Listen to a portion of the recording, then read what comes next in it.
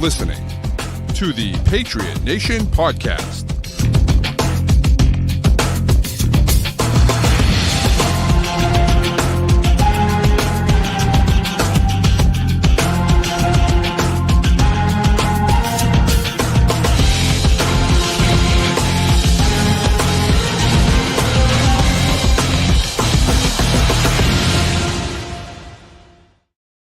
All right, welcome into another edition of the Patriot Nation Podcast, a proud member of the CLNS podcast group. Make sure you download it, subscribe to all of those shows to get great content from not only us, but all the other amazing people on this network. As always, it's your guy Pat Lane here with my man Matt St. Jean. And Matt, we got some new Patriots content to talk about. Of course, OTAs are happening now. The first session happened today. The second session, or Monday, which is today. The second session is happening Tuesday, tomorrow, which is actually open to the media. And so we'll get some. We're going to get some footage of Patriots, just a little bit, a little bit of content. And so that's nice to feed our dampened souls after the Celtics just got absolutely obliterated out of the gym on Saturday against the Knicks. So. Nevertheless, here we are discussing episode 1 of Forged in Foxborough. Obviously, they can't do Hard Knocks, but this was awesome. I thought it was incredibly well done. Obviously, not HBO level, but incredibly well done.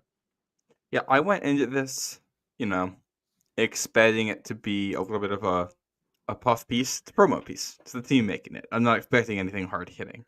And for pretty long stretches of it, it is that there's a lot of hyping up Mike Vrabel, but they give some really interesting insight into the actual war room and the discussions that were happening on draft night, and that is, I think, the coolest part of this, because that's something you don't even get on Hard Knocks. I don't know about the Giants one last year, that offseason one, but you don't necessarily see that level of discussion in most documentaries that are made about football. Obviously, when you watch the doc, it feels like an honest representation of what's going on. There's no way of actually knowing that. We don't know what they're leaving out, but it feels at least like you're getting a real sense of what was going on. Yeah, and it's small little pieces, right? But from the war room especially, I thought was the coolest part. First of all, the first 10 minutes, I'm fired up, right? They're talking about Vrabel, and he's talking to the people and stuff like that. And I thought, I will say, I think that the message that he gave to the team with Caden Wallace, I thought was a really interesting message. I thought it was one that, I don't know if it was unclear, but people have a hard time picking up on things. You know what I mean? They just have a hard time. I thought that message was incredibly. I really liked the way that he portrayed that message, and how he was talking about, I'm right here, I'm beside you. Yeah, I'm pushing you a little bit, but we're going on this journey together. Mm-hmm. But then when there's conflict, nobody's moving, right? Mm-hmm. I'm not moving. You're not moving. We're stuck in the same spot, right? And he doesn't necessarily say it that explicitly, but that's what he's saying. That's what he's talking about. And I just thought that was, I really liked that. It's a little bit of, and listen, this is kind of a football guy-ism, right? Where you're just kind of, you try to make it a little bit, not necessarily more than what it is, but almost look at it as a philosophical approach. And I really liked that a little bit, get the guys thinking a little bit and get the guys talking about, hey, let's do this together. Let's work together so that everyone's pulling in the same direction. And I think, one of the issues with Mayo last year is that I just don't think he had a clear vision. Yeah. And what I felt in this first episode was this clarity of vision from Vrabel and Cowden and Wolf, that they were kind of all on the same page. And yes, they were talking about different things and they were having discussions about stuff, which you should be doing, of course. But they all had the same vision of, hey, what are we trying to do here? What are we trying to build? What kind of guys do we want? What's being said in the meetings? And so all of that stuff, if it's consistent, I think that it just makes such a huge difference to everyone. And last year we did not have that. And this year I think it's pretty clear that we do. Yeah. You talk about we'll get into the draft room, I'm sure, but I did think it was interesting. The interactions between Ryan Cowden and Elliot Wolf was kind of something I was watching the whole time. But now going back to what you were saying about the Caden Wallace thing, the stated message there is what you were talking about, how we're going to be doing things together. I think the unstated message there is that at any point, any one of you can get called up on this stage to get held accountable in some way. Mm-hmm. And that is also important and also seemed like something Gerard Mayo never quite had a handle on. And that's one of the toughest things to do in any leadership role, but especially football, is how do you manage accountability with the players, with respect, with not feeling like you're micromanaging, but without feeling like you're being too lax.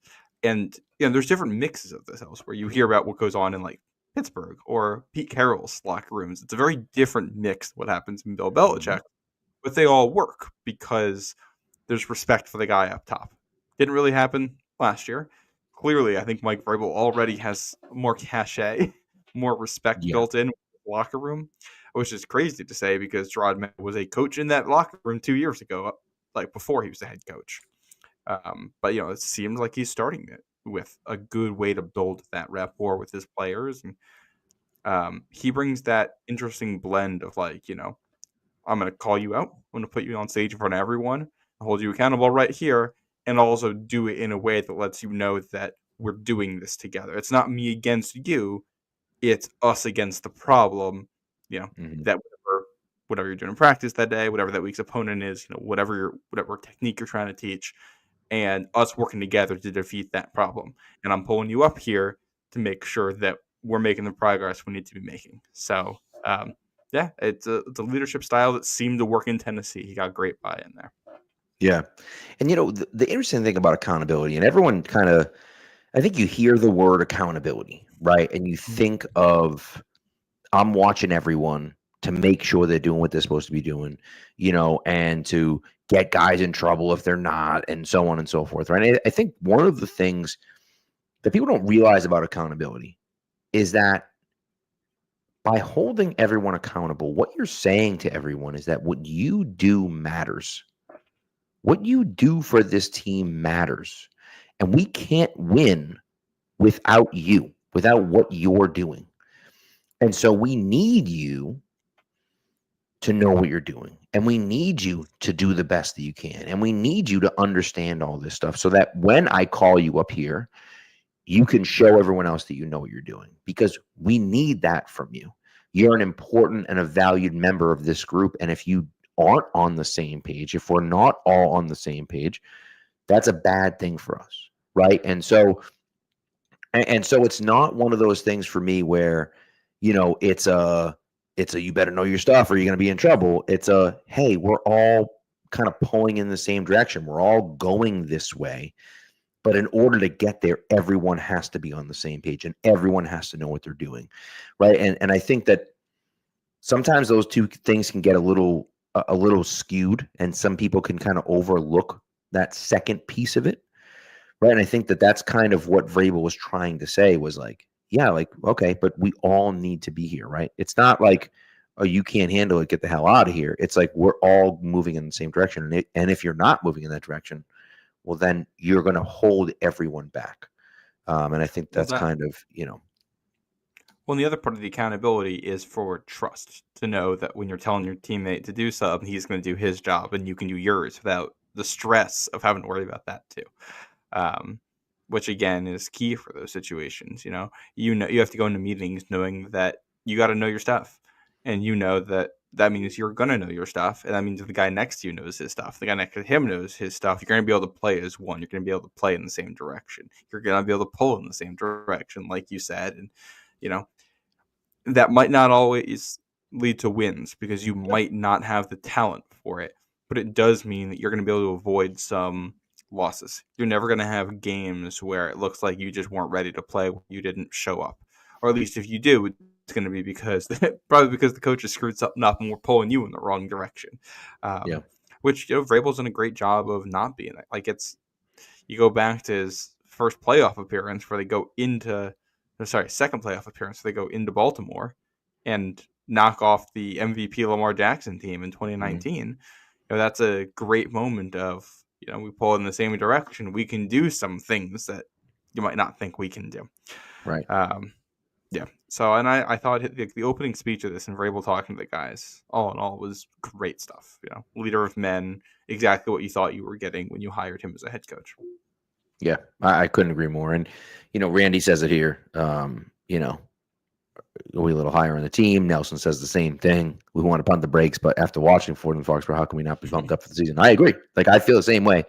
Look, we were on this podcast last week talking about 8-9, right? And I still think that's a realistic possibility. But I don't care about the wins necessarily, right? I don't care about competing for a championship or anything like that. I care about the fact that we have a vision, we have a plan, and hopefully that plan is going to come to fruition as we go through. And we'll see. And we'll see kind of where everything goes. Of course, we have a lot of rookies on this team. We have a lot of guys that are new to New England that we're asking to play big roles on this team. Some of those guys are veterans, and some of those guys are rookies. And so we have to see how that works out, right? We have no idea how that's going to work out. And so, I think I'm not necessarily concerned so much about the wins and losses. Like you said, it's that progress. It's that seeing that, like, okay, we're starting to get better. We're starting to feel better about where we are as a team. And I just think what you see and everything I've seen out of there, and look, this is like Patriots propaganda, right? Like it's and they do give us some inside look, but it's, they're editing things the way that they need to make it look better than maybe it even is, right? But for me, every single thing I've seen out of there, I've liked. Everything I've seen from Vrabel and from other coaches. And I think too, you talk about that CEO type coach, right? And Mayo tried to be that CEO type coach as well. But again, the clarity of vision is so incredibly important. When you have a guy like that running the show, you have to have a clear vision of what you're looking for. And if not everyone's on the same page, you're in trouble. You also need to have really solid coordinators, right? And we talked about this last year. You had a brand new head coach who had never done it before. You had a new offensive coordinator who had never done it before. You had a new defensive coordinator who had never done it before. You had a new special teams coordinator who had never done it before. You have 4 first-time coaches doing things that they have never done before in their career, right?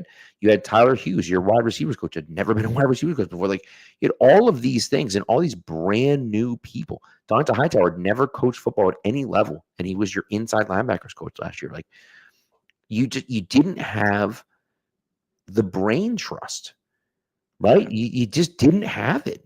The guys were not accomplished coaches, and they were out there with a CEO head coach who had never done it before. And so it was a recipe for disaster. I had wanted it to work. I thought it would work. It didn't work. And now you have Vrabel, who's done it before, number one.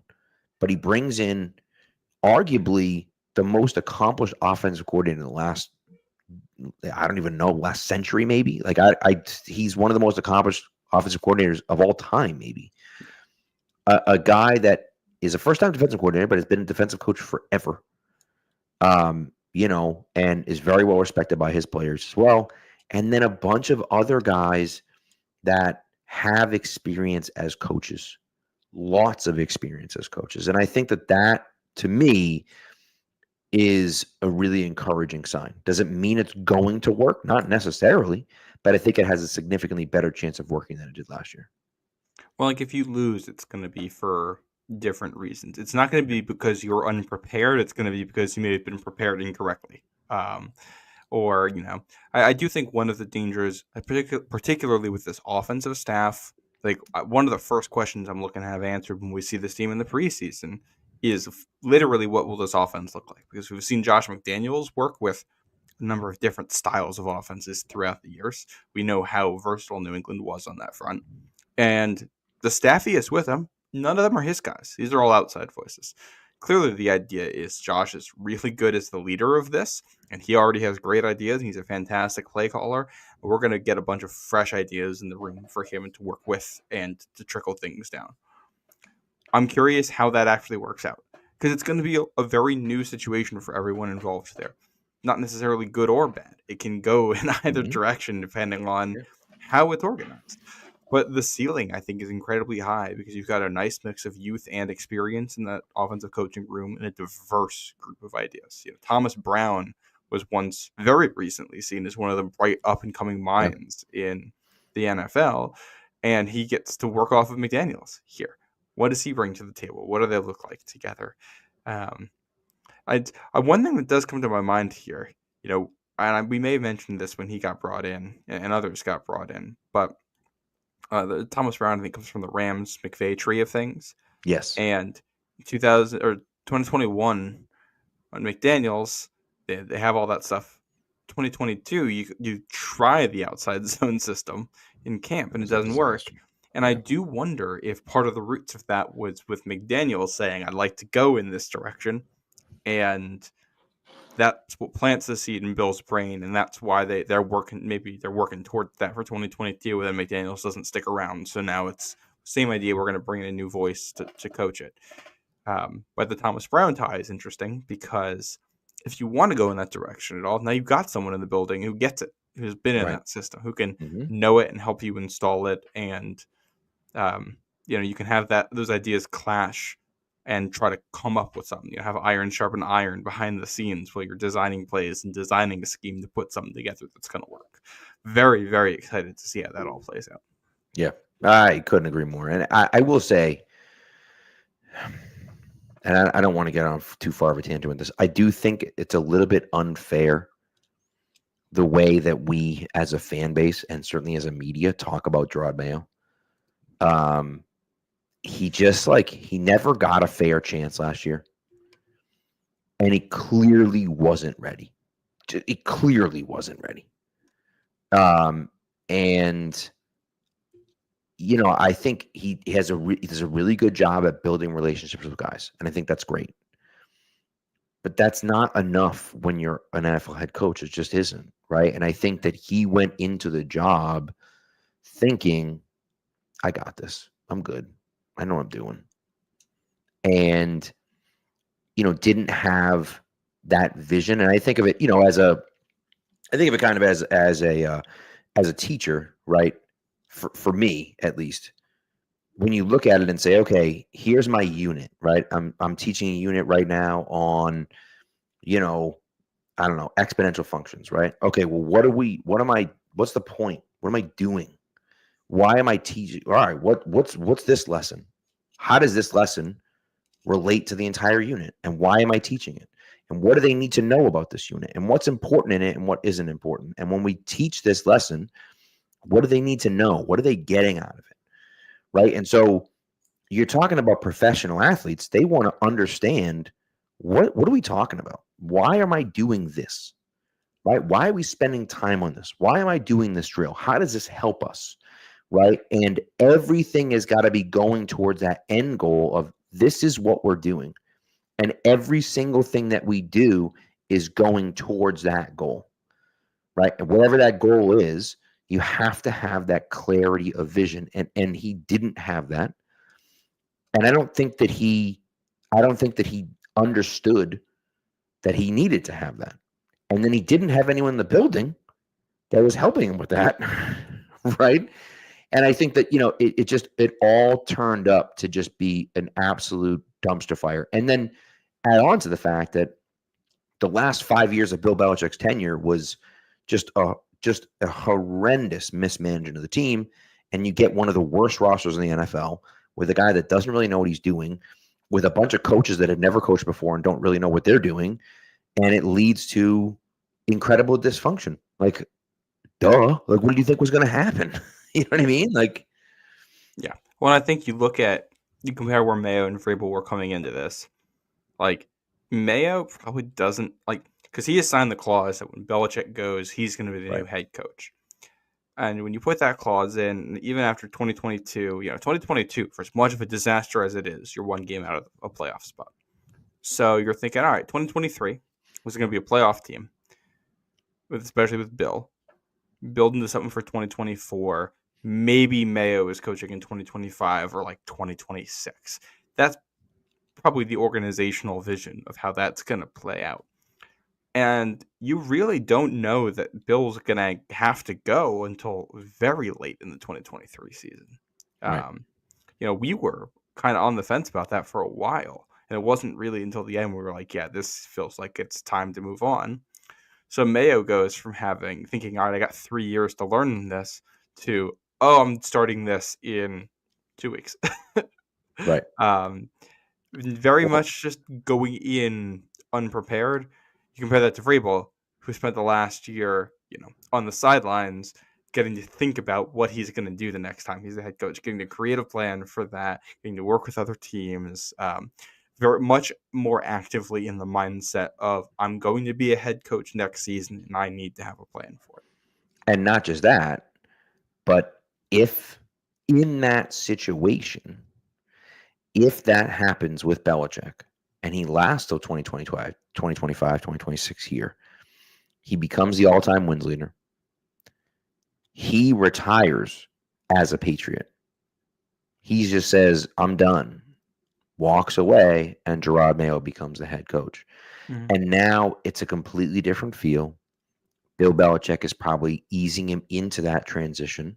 It's hey, this is what we have to do, and we have to set this up, instead of rushing into it, right? And the biggest mistake that Kraft made was writing that clause into Mayo's. It just made no sense. And I understand why he did it. He wanted to keep him around. I get that, but like, it was a mistake. It was a mistake, and it was something that that he has admitted it was a mistake, right? But that to me that's why we're at where we're at, right?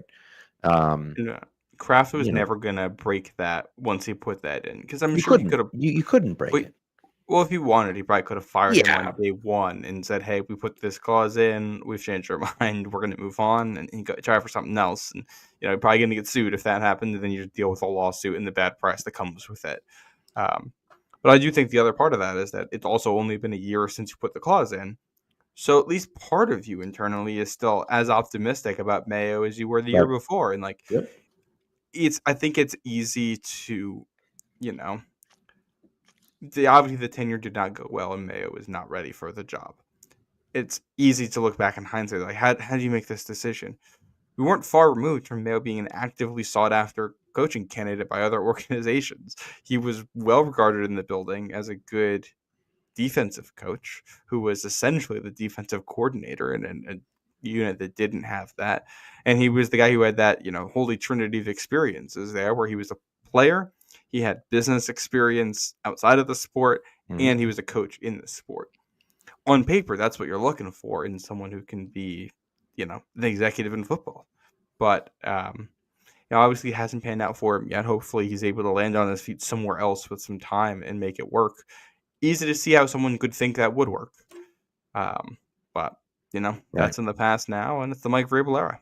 Yeah, and by the way, I'm not saying that the way that he was treated by the organization was unfair. That's not what I'm saying. Like, he clearly wasn't ready, and clearly wasn't the guy to move forward with this, right? I think that was obvious. I'm just saying that you hear the stuff like he was entitled and he was this and he was that and he was this guy and he was that. And I think what happened is he got in, he came in, he thought he could run it a certain way, and he couldn't. And then he was in over his head. And you get to a point where you're just so far underwater that you're just like, what the hell do I do here? Right. And so, is that good? No, I'm not saying that I'm just saying, like, I think that he gets a little bit extra hate than he should. And he just was a guy that frankly shouldn't have gotten the job. And that's not his fault. It's not his fault that he was given the job before he was ready. And that's, And he's it is not what it is. was not the first head coach to be hired despite being not ready for the gig, and he will not be the last. But he's not even the first in Patriots history. It's very true. It's very true. Yeah. There was I was reading the book I was telling you about before, History of the Patriots. It was talking about how after the Colts and Jets Super Bowl, Super Bowl 3? yeah, the Patriots were going to hire. We were talking to the Colts defensive coordinator and the Jets offensive coordinator, I believe it was, and we were going to hire one of them. And we were locked in on that Colts defensive coordinator. When the Super Bowl happened, it was switched to the Jets offensive coordinator, and he was horrendous.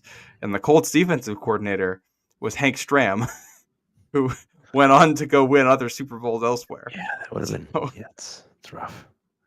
It's rough. Yeah, not the first time this stuff has happened in this franchise's history, and it won't be the last. So there's going to be more coaches to come through Foxborough, and not all of them are going to be good. It's quite correct. Quite correct. Yeah, that's just the way. Sometimes it's the way it goes. And the Patriots were a cursed franchise for a long time, and hopefully they can break that curse. Of course, I say curse like it's been. I mean, they haven't won a Super Bowl this decade, which is just rough. But yeah, they've won 6 in the last 20 years, so kind of hard to argue. So, yeah. The coach was Clive Rush, by the way. He did not make it out of his second season. Yikes! Yeah, Clive Rush is a great name. Really, that sure is. Dude. He wasn't a good coach because. Then again, Hank Stram's a pretty dope name too. Guys had really good names back then. And Hank Stram, just double checking I'm correct on this. I believe he was the guy that he was the guy that brought NFL Films, made NFL Films big, because he was the first anyone to be mic'd up during a game. So he was mic'd up during the Chiefs-Vikings Super Bowl. And that's pretty wild. Was it Ed Sable knew back in the day that he was a very animated coach and he loved to talk. He was a ham. It was like, we can get a microphone on him. We're going to get great content. And they did. If you're an NFL fan, I'm sure you've seen the clip of it somewhere mixed into something. You might not have known you've seen that. But somebody in the chat says got to matriculate that ball down the field. That's where that comes from. I love it. I love it. Pat's could have had him. Just crazy, dude. Yeah. And he was largely responsible for the introduction of Gatorade to the NFL. How about that? I did not know that. Look at that. Things you learn from Wikipedia. And he was a head coach in the NFL. Kansas City through 74, then New Orleans for 2 years, 76, 77. Yep. That's one of those guys, you imagine him in New England with the talent they had in the late 70s, what that team could have been. Oh, man. Yeah. Yeah. Well, the Pats did. Who was the... Oh, that was Chuck Fairbanks, who obviously was a good coach in his own right. Yeah. I mean, lasted a long time, so... Yeah. And then went to Colorado and did nothing there. But. Well, sometimes that's just the way it goes, right? So, all right, you want to take a quick break, and then I'd like to talk about some of that war room stuff. I think was really good. So, all right, this ad, of course, for Prize Picks, right? Prize Picks is the best place to turn your sports knowledge into cash. With millions of members, Prize Picks has made daily fantasy sports accessible to all. You just pick more or less on at least 2 players for a shot to win up to 2,000. That's right, 2,000 times your cash. Run your game all season long on Prize Picks. Cash in on the basketball playoffs or Prize Picks. I know the Celtics aren't in it, I know, but just it's okay. You can still do it. Don't miss your last chance to add your favorite players from the court to your Prize Picks lineup, whether it's points, rebounds, assists, or all 3. Take your pick of more or less for your shot to win up to 2,000 times your cash today. Turn your playoff hot takes into tickets to basketball's championship series, starting with the play-in round and then every other round, including this round, of course, the championship round. Every lineup you make on Prize Picks will enter you into the Takes to Tickets sweepstakes, which could get you and a +1 a VIP trip to the ship. I know it won't be in Boston, but still be a cool road trip. So, and again, Prize Picks they make things so easy. They have Venmo, they have Apple Pay, they have a bunch of different ways to get your money in and out, which is really nice. About 15 minutes, you can get it in and out. Apple Pay, Venmo, MasterCard, and more, which is really great. So don't forget, on Tuesdays, they have Taco Tuesday. Prize Picks is going to discount a ton of projections on the board, usually about 15 to 25%. And on Fridays, they have Flex Friday. So you got to opt in on that, tap the checkbox in your lineup, and then you're eligible for a protected play, which means either it hits or you get money back, money that you can spend in there, promo money, of course, that you can spend in there. So what are you going to do? Download the app Prize Picks, put in the promo code CLNS, and you're going to get $50 instantly when you play your first $5 lineup. Once again, download the app PrizePicks, put in the promo code CLNS, and get $50 instantly after you play your first $5 lineup. You don't have to win the lineup, you just got to play it. PrizePicks, run your game. All right. So let's get into some of this war room stuff. And this is the stuff, I think, as a Patriots fan, and really as an NFL fan, this is the stuff that we dream about, right? Being in those rooms, being a fly on the wall, and hearing the guys talk about it, right? And we, of course, we did a ton of work leading up to the draft of scouting these guys, and you did a ton of film work. I watched a little bit of film too, but scouting these guys and really breaking these guys down, and who do we like and who do we not like, and why do we like them, and why do we think they'd be a good fit? And of course, these scouts that are, of course, are professionals have these same opinions, right? And so it's fun to see them kind of go back and forth about different players. Now, they didn't do a ton of that, but it was interesting to see them kind of wrestle with some, do we keep this guy? Do we trade this guy? Do we, trade this pick and then bank on getting another guy later on? And so really, really, really cool, insight into what the Patriots did. And of course, Will Campbell, the pick at 4, like, I think that was, destined to happen kind of no matter what. But I'll tell you, like, I agree with you about the Cowden and Wolf back and forth. That was really cool. And you could see that they have a good relationship together, and that they weren't afraid to kind of challenge each other on things and, kind of talk things out.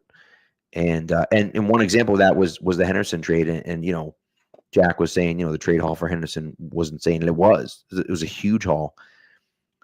Somebody pointed out on Twitter, and I had missed this. I posted I posted the video or whatever. Or I didn't post the video. I just tweeted, what they would have gotten. They would have gotten 59, 78, and a third-round pick next year for 38, which would have been a huge value for the Patriots according to the value chart. And this person was claiming that the Patriots actually were locked in on making the trade. And when they called the Texans back, the Texans backed out, and the Patriots decided to take Henderson instead.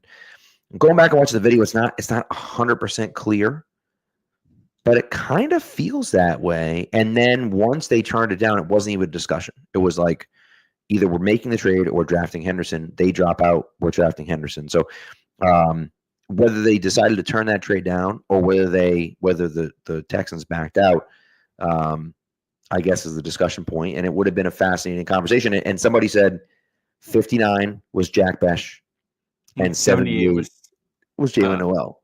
So it makes it even more interesting that both of those guys that we kind of liked, that we both, were interested in, go in those two picks, right? So, yeah, of course, the Texans ended up trading one of those picks, obviously, but yeah, if that trade offer was on the table and they were the ones that said no, oh boy, like that to me is a lot. You have to like Trevion Henderson way more than consensus to justify passing on that. So it makes me a little bit apprehensive here, because like I have a hard time passing on that kind of a trade haul for a 4-year running back with a lot of carries who's had multiple injuries in college. I love Henderson as a player. I think he's electric. Like, of the guys in their draft class, he might be the player I'm most excited to see on the field. I can see the vision for what he can add to the offense. Can see the way he can be a big play machine for them. Can see the way he can be a lead back for them immediately. Can see the impact he brings on third down and as a blocker. I love all that about him. I'm also concerned about putting that many eggs in one basket there when you got a chance to spread them out a little bit, because this team needs a lot of talent in a lot of spots. And I thought they did a really good job throughout the draft of managing the board well and managing, trading back when it was appropriate. So that I thought was interesting. The other note in that, that trade is what's going to draw most of the attention. But the other trade discussion in there was the Bears looking to move up, because the Bears had offered a 7th to come up one spot for Henderson. I believe that was the rumor that that's who they were coming up for, was Henderson. Yes. I find that interesting that that's Ben Johnson saying, hey, we like Luther Burden. We are willing to give up draft capital, even if it's not much, to come up and get Henderson instead. I find that super interesting, given that presumably the two finalists for the head coaching job in New England are Ben Johnson and Mike Vrabel. Both of them really wanted Trevion Henderson in this class. So in some ways, it seemed like he was fated to end up in New England with this pick, no matter who they were hiring as the head coach. And that's a pretty big cosign to have both of those guys saying, hey, we like him more than Luther Burden, which does make me feel a little bit better about him coming here. But yeah, I just thought that was notable. Yeah, I totally agree. And by the way, I don't even know. It was McGonigal 7777. And the screenshots here, because the Patriots did include kind of the subtitles here. And so it's Elliot Wolf saying, you guys want to do this if he wants to do it. He's talking to Vrabel and Cowden. Cowden responds with, I think it's worth doing, which seems like they're accepting the trade, right? That they're saying. Oh, is he? I don't think he's. I think that's because the other thing we didn't talk about here is the power structure in the room. I think the documentary makes it very clear that Elliot Wolf is still very much the GM, and that it is Cowden, Wolf, and Vrabel together calling the shots. Yep. But Wolf is the final decision maker in that trio. That seemed to me like Cowden saying that he was personally thought the trade was a good idea, and he was passing that advice to Wolf. So then Wolf calls back, right?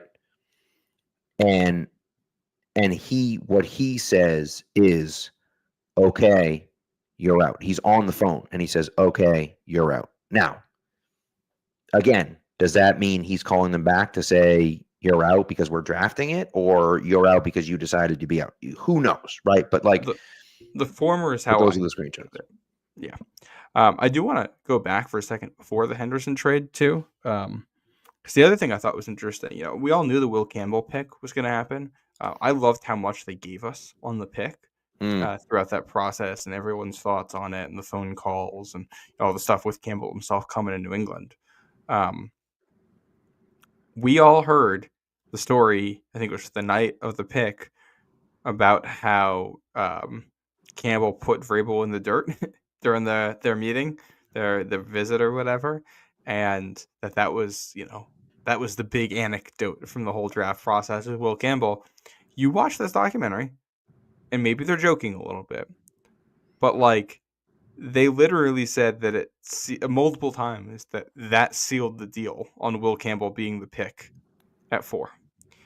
Which would run counter to the idea that it was, decided a long time ago. And it is possible that that's being said in jest here. The way it's edited with the context is a little bit hard to tell. I think you could take it either way. But I will say, if our organization is deciding who's going to be taken with the number 4 pick in the draft based on one pro day workout with a guy who can knock over the head coach, I'm not sure I love that process as a standard for future picks. Yeah. But if Campbell turns out to be good, it is a very fun story, and the kind of thing that'll be told for a while. It's a great story. It really is a great story. And of course, like, I don't want to necessarily be basing my evaluation on something like that. But I do think that when you have a guy that plays, when you have a guy that plays with the intensity that Campbell does, I think that's important. And I think that what they loved most about him, I think, was his mentality and his leadership. And those things are things that I think that are going to suit him well at the next level. Now, again, the question is, can he do it? Can he actually play on the field? And that remains to be seen, of course. Yeah. But I think that, I did like to kind of have a little bit of insight into that pick and kind of where it was going. And I do think that the Patriots all along were in on Campbell. I think that was the guy that they wanted. And, hey, sure, it was, maybe it was the Vrabel thing, or maybe it was something else, or maybe it was the visit, or whatever the case may be. But I thought that was interesting. I also thought Yeah. that okay, you turn down, or the Travion Henderson trade back does not happen. You draft Kyle Williams at 69, nice, great, love that pick. And then you get to 77. Patriots move down 8 spots, and then they pick up 156. Now they had an opportunity to move down, I think, 5 spots instead of 8 spots. I think it was 5 spots, and pick up a 7th round pick. But instead they moved down 8 spots, or maybe it was maybe it was 5 spots, and like a late 6th, right? I thought it was 5 spots and a 5th, or 8 spots, and that 4th they ended up getting. Was it a 4th? Did they get a 4th? I thought they got a. I think that's where the future 4th came from. Oh, one. No. The future 4th was the next one. So the 5th round. I'm trying to think. They got 146 back, and I think 146 is a 5th round pick, isn't it? Yeah. Yeah. So what it was they were going to move five spots down to 82, and get like a mid to late 5th round pick, or they were going to move 8 spots down to 85 and pick up 146. Yeah. And they looked at it and said, well, we're getting a 5th instead of a 6th, but really we're moving up like an extra like 40 spots to go down 3 extra spots. They were like, it's a no-brainer. So they moved down to 85. And then the next trade was the Chiefs one. That's where they picked up the future 4th round pick from the Chiefs to move down 10 more spots. And so they moved down a total of 18 spots, but they picked up 146 and a future 4th round pick to do that. And they still got, I think, sounded like at least the guy that they wanted, that they probably would have taken at 77 to begin with. And I think that to me is huge. Now the question is, it's kind of sounds like he isn't ready yet to be a starter necessarily in this league, but he could be. You never know. And he's young, and so that's developmental. Helpful. Yeah. I also thought they didn't give you a ton on day 3. They just kind of have a montage of them making the picks. So less info there.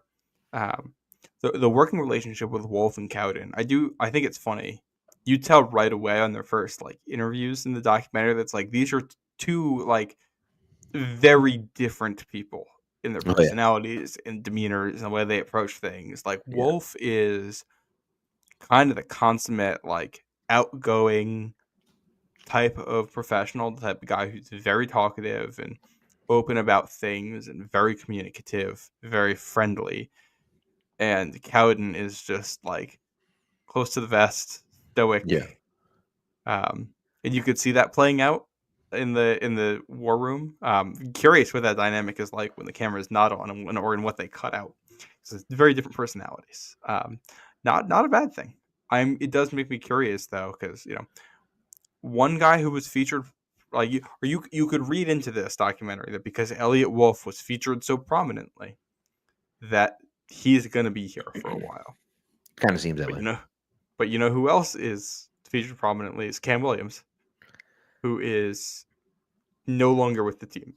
Well, it's very true, but Cam Williams also got a pretty substantial promotion, right? And so it's not as though he left because he was he was looking to get out. I think he got offered a really nice pay bump and a really nice job change, and he went there. Yeah, but it was I just kind of found that interesting. We'll see what happens with Wolf going forward.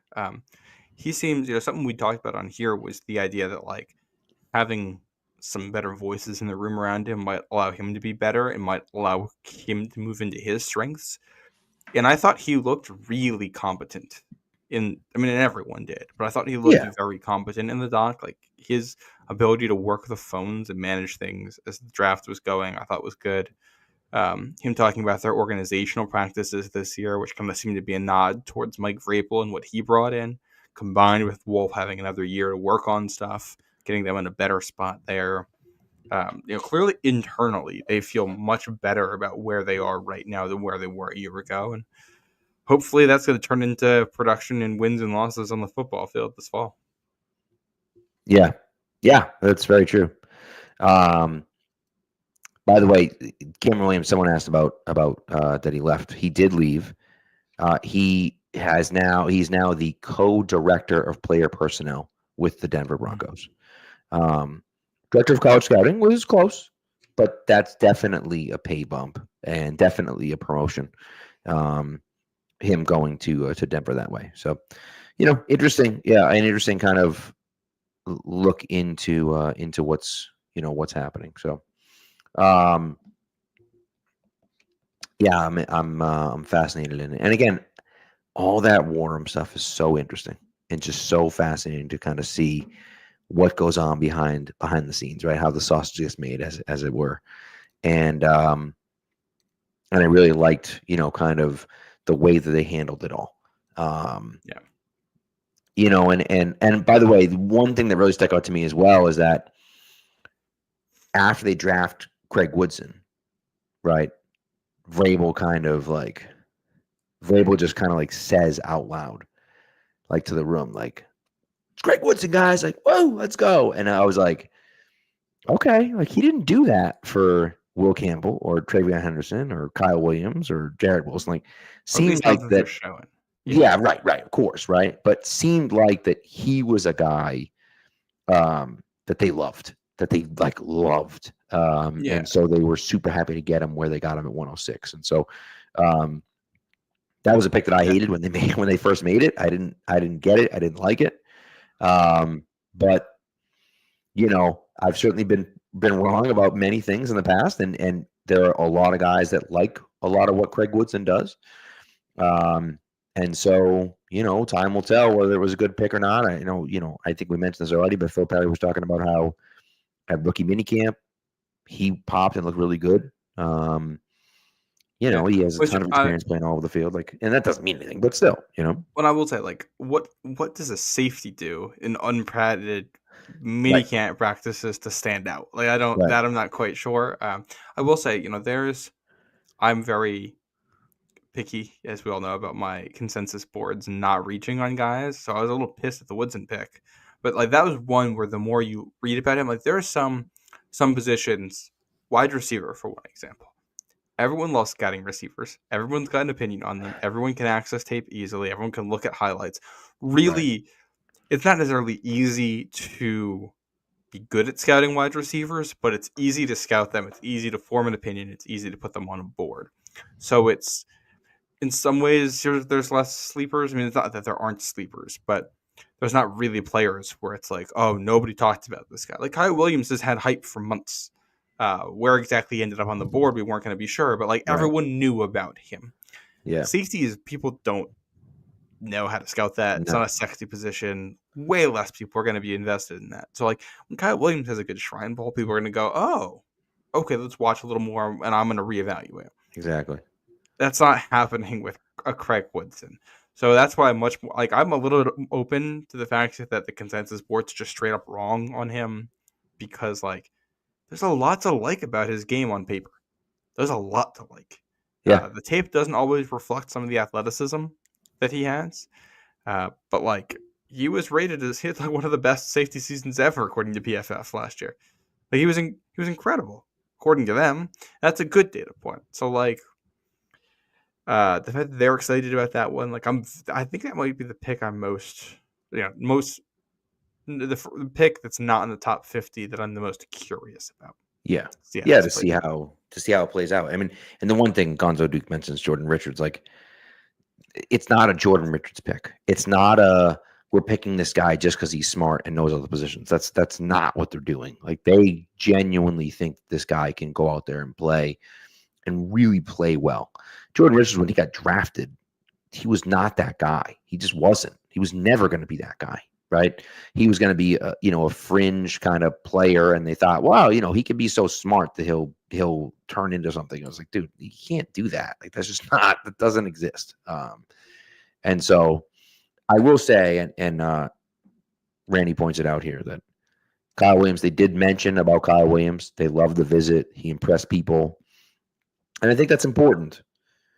And we all know that we talked about it here that they brought Jalen Noel in as well, and and did Williams fit in better than Jalen Noel did, and we'll kind of see how that goes. If I can bring everyone back to 2013, Patriots brought in Aaron Dobson. Love what they got from Aaron Dobson. They also brought in a guy named Keenan Allen. Didn't like what they got from Keenan Allen. Feels like they were wrong about that one, right? And so, they brought in AJ Brown and Deebo Samuel and N'Keal Harry. Right. Yep. And we're wrong about that too. So, so that's the in-person visit's fine, and it's good that if you feel like if you already have that guy on your board and that's one more thing he checks the box on, great. And maybe two guys are exactly the same and super even, and you feel like, okay, maybe that gives them a little bit of an edge, but I just hope they're not putting too much stock in that because it's one day. It's one day. And that's just that can't be the end all be all. Well, and there's been a trend of this is them saying, the deal sealer with Will Campbell and Mike Vrabel and putting him in the dirt. You got the stuff with the Kyle Williams visit. That combined with him at the Shrine Bowl. Day one, they identified him as a riser there. Yeah. Which they mentioned too, which I thought was interesting, that they talked about that, about how Kyle Williams really had a great day and probably looked like the best player out there. And that was interesting. And obviously, clearly, you're editing some of that stuff down after they don't take Kyle Williams. You probably don't see that clip. But still, the fact that they're talking about Kyle Williams right there at the Shrine Bowl, that makes a difference. Yeah. But then also, they talked about Braden Swinson being a guy that one of the reasons they picked him is that they got to go to an LSU practice and see him in that environment. Same with Kobe Minor as their last pick. So clear, at least with this draft, they're putting a premium on being able to, on what happens in these meetings. Also, going back to the Jordan Richards comment, there's a little bit of Jordan Richards here in the, we're taking a safety from the state of California, who's a big reach. Jordan Richards, I think he was a second-round pick, right? Did they take him that high? I think, or at least a third. He was at least a third. I'm not pick sure. Pick 64. I actually have it up here. It's pick 64. He was. So, very end the difference here is this: Craig Woodson was someone who looked moderately athletic on tape and tested well. Jordan Richards is someone who looked like a bad athlete on tape and then tested very poorly. He had an RAS of 2.51. So, there's a difference there. And it showed the entire time he played in the NFL. He's just not that athletic. Smarts can only do so much on a football field. Woodson tested as a much more athletic player, was rated higher across the board, taken lower. There's a chance this ends up being like a Jordan Richards pick. Just because there's differences in their profiles doesn't mean Woodson's going to work out when Richards didn't. But process-wise, I think there are definite differences here that are worth noting. I agree. So, but yeah. Anyways, all right. Did you get anything else? You got anything else we want to talk about here? I think we covered pretty much most of the stuff that was in there. I don't think if there's anything else that happened in football in the past week that's worth. Not really. They're talking about the tush push again. They kind of, and I don't even know what the hell they're talking about. They edited it some way. They're also looking to edit or change the kickoff a little bit. So. It seemed like the tweak for the tush push was that you can't push a ball carrier from behind anywhere on the field, which I don't mind. I think that's fair. That's how the rules were in football when I was a kid. That's what I'm used to. It was always weird to me when you could push someone from behind. I'm not opposed to the tush push, but if they were saying, hey, we just want to go back to the way it was before because what's going on right now isn't really in the spirit of football, I got no objection to that.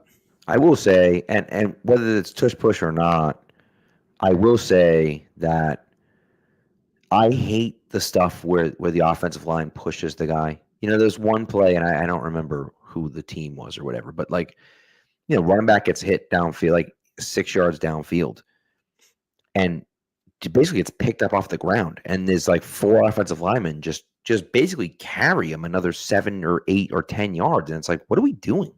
The guy's feet aren't even on the ground. It's just this is stupid. And I understand the tush push is one thing because you're trying to get 1 yard, and everyone's just pushing, and and so okay.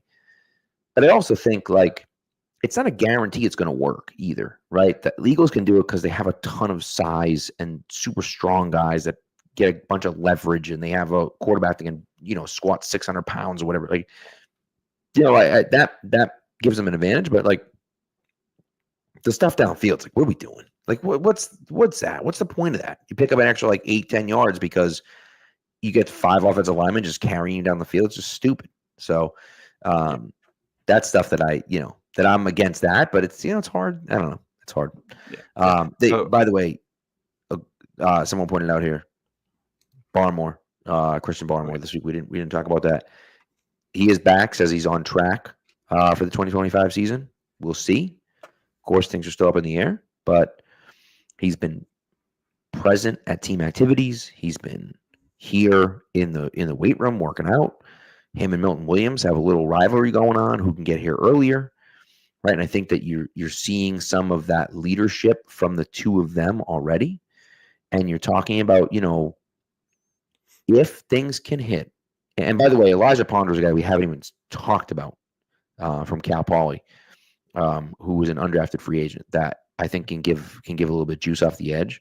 But you look at the edge guys that they got this year in Swinson, and they already, they picked up Caleb Von Chasen, and they picked up Harold Landry, and they already had Keon White. And then you drop in hopefully a healthy Christian Barmore and Milton Williams. And you're looking at this defensive line saying, like, my goodness, like that's outrageous. And that has a chance to be really, really good. And if those guys are here pushing each other to get better every single day already, if they're your best two players on the defensive line and they're here early every day working out, pushing each other, I think that pushes everyone else to be here every day, working hard, pushing each other, getting in early. And I think that matters a lot. And suddenly you're going from a group that didn't have a lot of leadership and, frankly, just wasn't very well coached, to a team, a unit that should be pretty well coached, and now all of a sudden has an infusion of a ton of leadership. And I think that's really that could be a huge, huge change for this Patriots defense.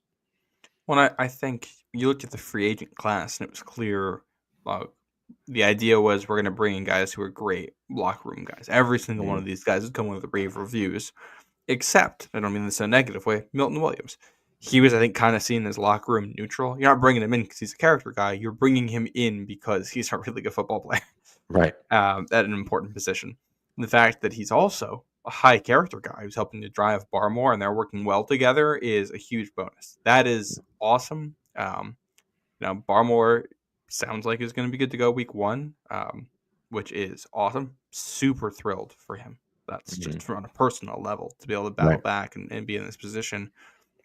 And if you can get kind of seasons out of Barmore and Milton Williams that they're capable of, you're going to have a legit pass rush this year. That might not be top of the league, but you're going to be able to generate pressure up the middle, and that'll make life easier on the edge. Like, Harold Landry is someone who basically was just a cleanup sack guy last year. Like, he didn't really generate a lot of pressure, but he was super disciplined and, like, maintains his lanes. So if somebody else generates the pressure and forces the quarterback towards him, he's going to bring him down. He's going to be in position for it. If you can generate pressure from the middle, he's a great guy for that. Swinson, who can learn from that. Keon White, who can be a part of this. I'm curious to see what the defensive tackle rotation will look like, because Tonga is like more of a nose tackle. Yeah. And then you got Farmer in there. Presumably that's your top 4. Do they play with 3 defensive tackles on the field?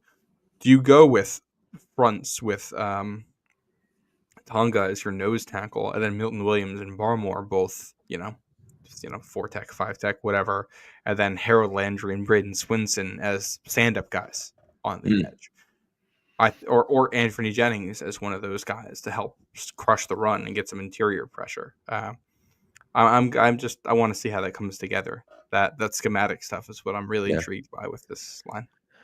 Yeah, it's gonna be interesting to see, and I think that's something that I'm really looking forward to, and that's something that we just won't know until the actual pads go on in July. Like, you just can't see any of that stuff until. And you won't really start to get an idea until the preseason, and then it's Right. And And we're not going to have realistically, you won't know until September 7th. I mean, you just won't. Like, because the yeah. preseason's there, but like how much of those guys are actually going to play? So, Well, um, you'll get an idea because at some point the starters will play and it'll be like, oh, okay, this is what we think it's going to look like. right, But you right. won't know exactly how that'll all play out until, it's live ammo. Yeah, exactly. So, One other rule change, by the way, yes. or proposed is the one about seeding for the playoffs. They get rid of home Oh, field advantage for division winners. so I think, correct me if I'm wrong. I believe that's after the first round. No, it's just straight up. We're going to seed the 7 teams in the playoffs in order by Horrendous. record. Absolutely horrendous. I couldn't, I could not hate that more. I couldn't hate it more. Yeah. That's incredibly frustrating to me. Now, I will say, if you wanted to turn around and say, we're going to change it so that it's the second round of the playoffs, so that in case, hypothetically, right? Hypothetically, the number 1 seed obviously gets a bye, right? Well, the number 5 seed is a really, really good team. And 2 and 3 make it through.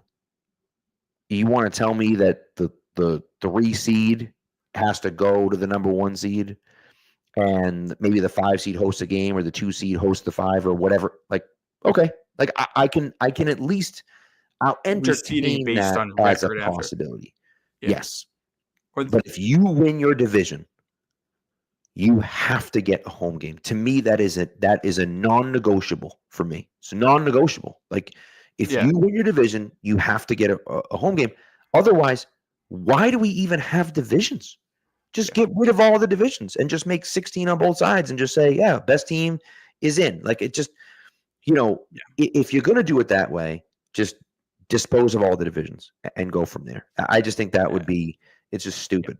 Because then what you're going to have, too, is a team that's going to win their division. It's going to end up being like the 6th seed because they played in a weak division. They're going to have to go on the road in the playoffs and then play a first-place schedule the next year. They're going to have to go play all those top teams. And it's like, all right, this is not – you're not getting the benefit that goes with the work of winning your division. I also think it makes the division rivalries intense. If you don't win your division, you're probably going to be on the road the whole playoffs. That makes those mean something, which is fun. It breeds hate. That's what we're trying to do here. You want to have some rivalries. Right.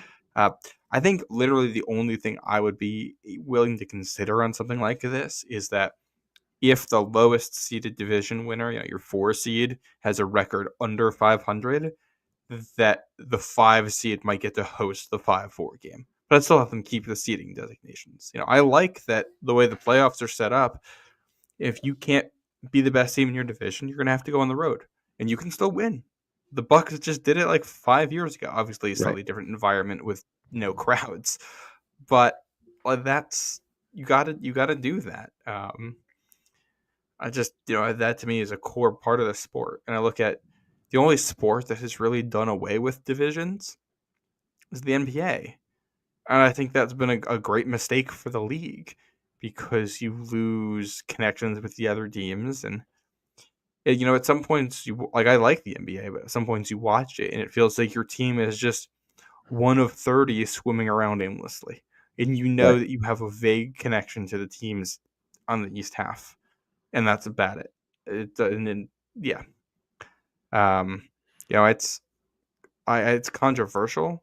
But I love the NHL playoff format. I don't know how well you know it, Pat, but in the NHL, it's 4 divisions, and in the first 2 rounds of the playoffs, you play teams from your division because they take the top 4 from each division. So it's 1 versus 4 and 2 versus 3 in each one, and you got to battle to get out of that before you can go to the conference level. And it makes rivalries fun. You have to beat this group of teams. That if you want a chance to win a championship, you got to beat this group of teams, which builds rivalries. It raises the stakes of things, and it also impacts team building. I think it means that, let's say if you're in the NFC East right now, we're going to say the tush push stays. It means that you know that if you want to go to the Super Bowl, you specifically probably have to find a way to stop the tush push in a way that other teams might not have to put resources into. Mm-hmm.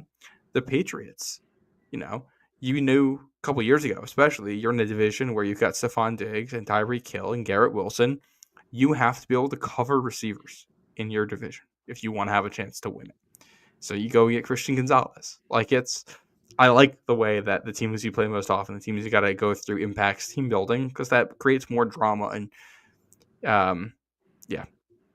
And sports sometimes feel too optimal. As baseball is this way, it feels like everyone figured out how to win baseball to a degree. Like, we know the advanced metrics have gotten to that point, and it's in some ways hard to find a competitive advantage. And this creates other things that you have to check off, which creates different competitive advantages in different divisions, which I think makes the sport more varied and interesting. Yeah. And frankly, I'm sorry. The Vikings went 14-3 last year, right? This is the argument, right? The Vikings went 14-3 and with a 5 seed, right? And so you sit there and say, well, it's not fair that the Vikings couldn't host a home game and instead they had to go on the road. They got blown out. They got blown out in LA. They lost 27-9. It was not a competitive game. And that game was not in LA. That game was in Arizona because of the wildfire. So LA is not even getting home field advantage for it. And so that's the part of it for me where you look at it and you say, all right, what are we talking about here? Why are we even looking at that? Right. And that's the frustrating part for me, is that who cares that was the case? Right? It's just I'm sorry, but win your division, right? The Chargers finish with a better record than the Texans. The Chargers go on the road to play the Texans, and they get blown out by the Texans. So you have the opportunity. If you're the 5 seed, you're playing against that team that you think stinks. Then just beat them. I don't care where it is. Just win the game. And you don't. Right? You don't. And then sometimes I think you end up in a situation where, and the Seattle game is that's the one that I think of the most, right? Is the Seattle game in the playoffs against the Saints, where the Saints are a dome team. They have to go to Seattle, and they end up losing that game, right? And what, the Seahawks were 7-9 that year. I understand the argument. I get it. But that's kind of the whole point. If you're a dome team, well, then don't finish at the 4 seed. Finish as the 3 seed. Then you don't have to worry about it. Yeah. You know what I mean? And then the other part of this, I think, is entertainment value. Look at what happened with the Vikings season this year. You have a Week 18 battle for the division where the losers get in the 5 seed, the winners get in the 1 seed. That alone is a rarity, but incredibly fun. Right. But then what it sets up in the next round, when it's that 5v4 game where you got to go on the road, in a situation like this, a lot of the time, the 5 seed has a better record or an equal record to that 4 seed. Yep. Sometimes it's significantly better. What it sets up is this type of thing we all love about sports. A plucky underdog that gets to play at home against a big bad visitor. That's what that 5v4 game turns into a lot of the time. So it's a situation that everyone's invested in. It's gonna be a fun game. Can the team pull off the upset? Yeah. Which I think one of the things the college football playoff missed on this past season was that they did the home field advantage the wrong way. What you want from home field advantage in something like the college football playoff is a team like Boise State playing a home game in the first round against a team like Penn State, we'll say, or I don't know, a power conference team. You want to send Clemson out there to go play at Boise State. Mm-hmm. That's the fun part. We're going to see not only a matchup we've never seen, but the big bad guy going on the road to take on the team everyone's rooting for, with a great environment. And how do these two things mesh? And the NFL has a natural version of that built in with these 5-4 games in a way. And I think getting rid of that would be silly, because that's the fun part of sports. That's the entertainment. Right. And you're 100% right. Yeah. No, I was going to say you're 100% right. And Randy says that the teams don't deserve a home game. They do. Again, do away. If you want to do it that way, get rid of the divisions. Just get rid of them, because who cares? Because to your point, okay, the Lions and the Vikings play for that number 1 seed, right? So the Lions win and they're 15-2, and the Vikings lose and they're 14-3. Well, guess what? The Eagles finished 14-3 as well. If the Vikings have the tiebreaker, or the Lions have the tiebreaker, well, now you're talking about they're playing for the 1 or the 2 seed. Why do they care? I mean, sure, one of them gets the bye, but like, it doesn't matter. Like, that game now, it's meaningful, but it's not that meaningful. It doesn't really make a difference, right? And it's just like, it's one of those things where I look at it and just say, like, well, yeah, like, we want those games to matter. That last game, we want that game to matter. That's like huge stakes in that game. And it's one of the reasons why I like the fact that they got rid of the second bye. Because now you're not fighting for 2 spots in the league. You're fighting for 1. That's a significant advantage for the number 1 team. See, I was gonna say this is why I'm mad that they took away the second bye, because I liked the tier setup of it. I like it. There's 2 spots to fight for the bye, but one of them is still better than the other. The 1 still comes with the home field advantage, but the 2 still gives you the bye, so you still get the battle between 1 and 2, where that is super important, because that a lot of times determines where the conference championship is. But you also get a battle between 2 and 3. I always thought I think the playoff format from 2002 to 2020 was perfect. I would never have touched that again. I think the NFL nailed that. And the way it kind of created these 3 tiers of teams, you got 2 teams that are going to get byes, 2 teams that are division winners, but, a tier worse, and then 2 teams that are wild card teams. I thought that really worked. And the 7 seeds haven't really done anything in the playoffs. So I don't think that's added anything. I don't think it's added drama at the end of the season, really. I will say, going back for a second, this Vikings team, I do find it very funny. Somehow I didn't realize the Vikings lost 4 games in total. 2 were to the Lions and 2 were to the Rams. They didn't lose to any other team. Yeah. And their first game against the Lions, they lose by 2 points. Their first game against the Rams, they lose by 10, but it's an 8-point game with under 2 minutes left. They have the ball, and it's a safety at the back of the end zone. So it's a 1-possession game, and they've got the ball at the end. So both of those are close games. And then the 2 at the end of the season are both blowout losses. Yeah. It probably tells you a lot about a team that once you've been played once and the other team comes back, they have something on you. Right. Which is a very good indicator of who's a better team and who isn't. Yeah. 100% true. 100% true. Also, Randy just points out, congrats, you get to play trash teams, so you deserve more. Yeah, you do, because you won your division. That's the way it works. And then, as Matt said, we have that 4-5 matchup. If that team actually stinks, you get to prove it on the field that team isn't good enough, and I deserve to be that seed all along. And if you lose to the 4 seed, when you're this big bad 5 seed, what are you doing? Yeah, if the 4 seed is as bad as people are saying they are, then they shouldn't be an object. You should just be able to roll over them. Right. Yeah, I think. Yeah, if I ran the league, I'd go back to that 2002 to 2020 format. I think that nailed it. But even the current one is fine, and what they're proposing to me is a significantly worse thing. That is just the 2 teams, NFC North, realizing that they could have had to go on the road, and one of them did have to go on the road, and them not liking that and complaining, right. Which I don't want to reward. By the way, still played in a dome. Still played in a dome. Minnesota plays in a dome. Yep. They played in a dome. You're not talking about conditions. You're not saying, oh, we're Miami and we have to play in New England. It doesn't matter. It was effectively a neutral site game. The other team didn't even really get to practice because of some of the conditions with the wildfires. Right. Like, there's no excuses for it. The other thing I would do if I were commissioner, since we're talking about this in division rivalries, I think one of the best things the NFL did was making the last week all division games. I think that's great.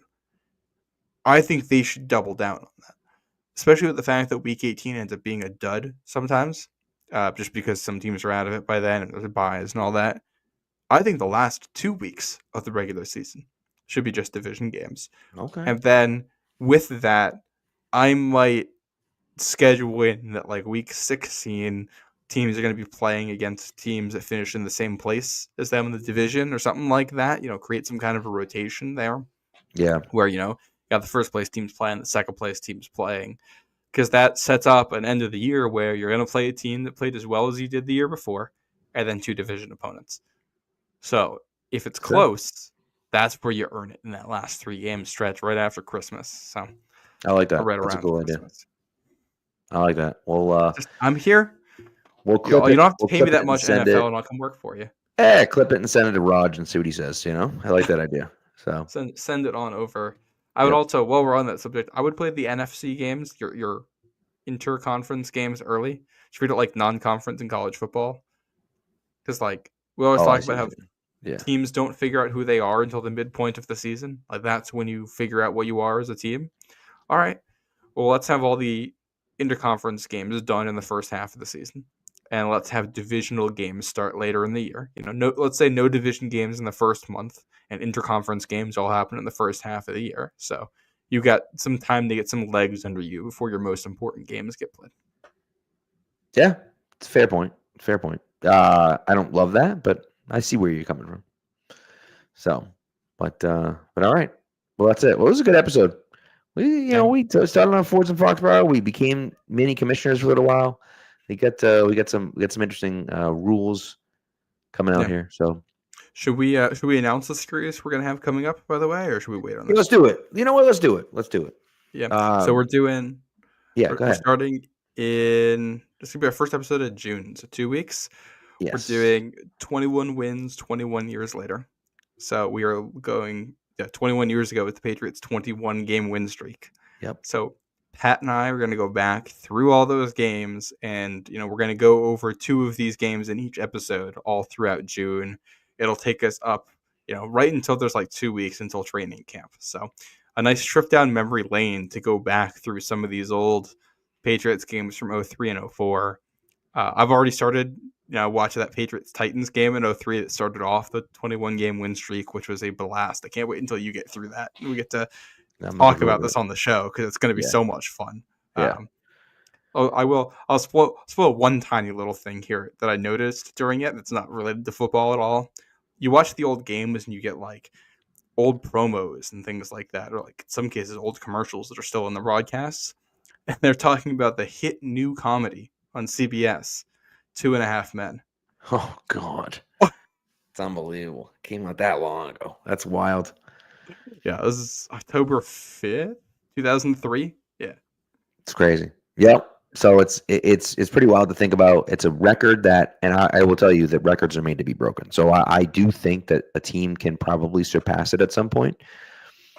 But the closest team in the last decade has been the Chiefs, and the Chiefs won 15 straight games between their first Super Bowl out of those back-to-back Super Bowls and the 2023 season. They won 15 straight. They had 6 left to go. 6 more games left to go before they tied. The Eagles right now are on a 6-game winning streak, obviously including the playoffs. And so, they just have to start 16-0 to beat the Patriots record. So I'm not saying it can't happen. I'm just saying 21 games in a row is completely insane. And the record, the run that they went on was really, really interesting. So, I will say, it's fascinating. It dawned on me how much football that is too after watching the Pats-Titans game, because it's that's when we're going to be going through more than a season's worth of football games. Yep. It's really in the old schedule. The most games you were going to play was 21, and that's if you were a wild card team that made it all the way to the Super Bowl. So that's if you won all of those games. Yeah. And we're going to be. I think we have in the docket too, just to make it an even number. I think we're going to go to that loss in Pittsburgh in Halloween. I think we're not going to look at that one as closely. I would say probably not. But just as kind of a way to put the capper on it, because you end up going to beat Pittsburgh anyway that year. So that's right. That's one of those losses that there's no pain associated with it at all. It doesn't even cross your mind that they lost that game. No, if that was if that would have been win 20, obviously you would have felt terrible about it. Well, the streak was the previous record was 18, right? I believe. The previous record was 18. Yes, you're right. So if that had been 19. They set it with 19 and then won 2 more games. By the way, my dad said, my dad who works at the Hall, shout out the Hall Patriot Place, 397 days in between losses. Unbelievable. Like, that's actually hard to believe. Which So we'll do. And I think as we go through this, we'll probably throw out some non-football stuff, some pop culture stuff yeah, going on at the same time, just to put some markers in there for what was going on in the world. right. Yep. So That's a long time. A long, long time. And you think about, the teams that they beat and the guys that they went through, and but we'll get into it. That 03-04 team, those two teams might be the two best teams, arguably in Patriots history. I'd put that 04 team up against pretty much anyone. What they did, who they beat, how good they were. The 03 team beat both MVPs in the playoffs, McNair and Peyton Manning. So, and in the regular season too. And in the regular season, yeah. So there's some discussion about which game this is in the chat. By the way, this is the Week 5 2003 game against the Titans. So it was I'll just say it was a close game. Yeah. The second half of that game is absolutely bonkers. Yeah. I was like, because I was rewatching it, and like the first half of that game was a little bit slow. It was like, all right, this is football. I can tune out a little bit while I'm watching this. I get to the second half, and I'm locked in like it's a live Patriots game going on right now. It's unbelievable. Yeah. So, yep. So we'll tell that whole story, and we'll go back even to the Washington game the week before, and how embarrassing of a loss that was in Washington, and the flight back for the Patriots, and how that kind of changed things for that 03 team. So anyways, that's what we got. So that's the exciting news coming. And again, that's going to start, as Matt said, that first Monday in June, actually June 1st, that first Monday in June. And 2 weeks away. Yep. So be on the lookout for that, and we'll go from there. But thanks for tuning in, as always. Thanks to the chat for being lively as well. And we'll go from there. But yes, thank you to everyone, and we'll talk to you on Thursday. We'll talk some OTAs. Got some actual Patriots football going on, which is pretty nice. So, anyways, be good to each other, and go Pats.